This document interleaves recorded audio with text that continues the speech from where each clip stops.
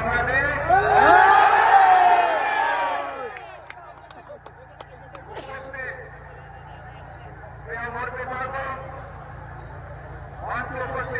নেতৃবৃন্দ,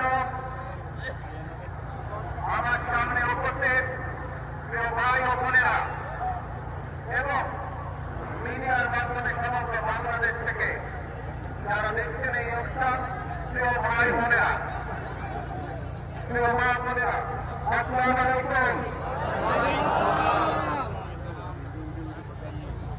প্রিয় ভাই বোনেরা,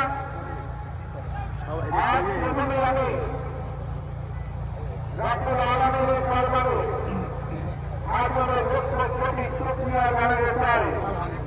রব্বুল আলামিনের অশেষ রহমতে আজ আমি আমার প্রিয় মাতৃভূমিতে ফিরে আসতে পেরেছি আপনাদের দোয়ায়।